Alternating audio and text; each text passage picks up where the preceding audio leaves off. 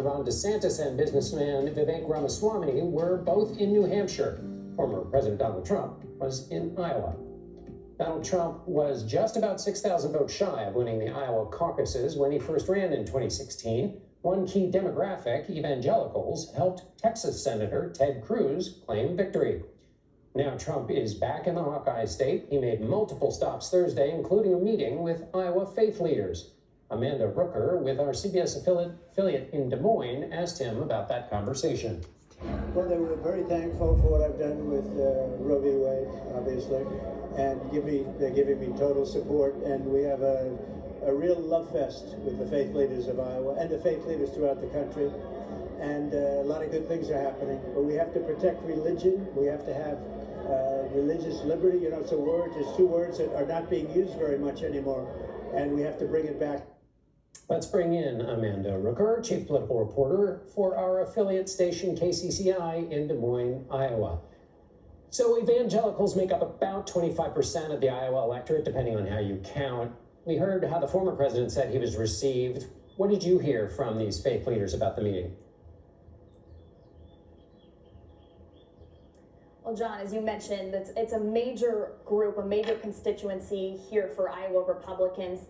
What I saw today when Trump walked into this church here in Des Moines, he was welcomed with open arms. There was cheering, there was a standing ovation of applause, and he had lunch with dozens of faith leaders, local faith leaders here. It's been a constituency that has supported him, has come alongside him when he was the Republican nominee, and has given him a lot of support. Of course, that was a private meeting, so we don't know all of the words that were discussed there, but you heard Trump characterize that conversation as a positive one. I do want to note, though, I just talked with a faith leader. I just heard from a very influential one here in Des Moines, Bob Vanderplaat, who is very influential with social conservatives, who says faith leaders are keeping an open mind, that 2024 is not 2020 or 2016, and that faith leaders should keep their options open. Something interesting to note, some of those faith leaders that were at Trump's meeting today were also seen at Trump's rival Ron DeSantis' campaign kickoff in Clive. So it seems to be they are exploring their options for 2024 in that field, John. And as I recall, Bob was not a supporter of Trump's in 2016. DeSantis has been in Iowa making the case that the Republican Party has to stop losing, basically. So he's making an electability argument. What was Mr. Trump's response to that? Yeah, DeSantis had this electability argument, and today Trump made a similar electability argument.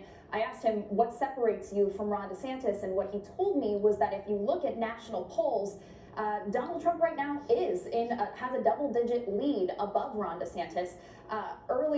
Yesterday, Donald Trump was heard on a local radio station calling his rivalry with Ron DeSantis a war. But in my interview today, he said that Ron DeSantis would not be governor without his endorsement, really kind of downplaying Ron DeSantis' role as a Republican candidate for president. And Donald Trump's argument is that the national polling is showing him ahead of Ron DeSantis, that he's a candidate that can take on Biden. So both of them, from different angles, are making this argument that they are the Republican who will be able to lead this country out against Biden's leadership for the past 4 years. And they're both kind of making an electability argument there. And finally, Amanda, President Trump is obviously the first former president to be charged with a crime, and he's also under investigation for his handling of classified documents. CBS reporting yesterday that there is audio recordings of him talking about those documents. What was his response about those legal issues? Well, first, he is denying any wrongdoing with those audio recordings. I asked him about it today, and he said, quote, "I don't know what they have. Who knows what they have?" So not acknowledging exactly what that recording or what that document is that he seems to be talking about in that recording. Donald Trump calls it, quote, "fake news," a continuation of the greatest witch hunt in history. And then later he actually says, though, that it is something that is helping him in the polls.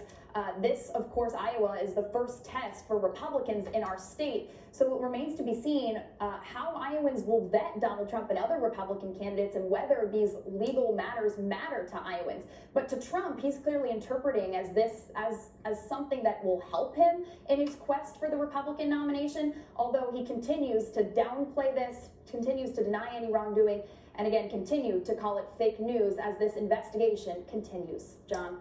Amanda Rooker, Chief Political Correspondent for KCCI in Des Moines, Iowa. Thank you. Meta is threatening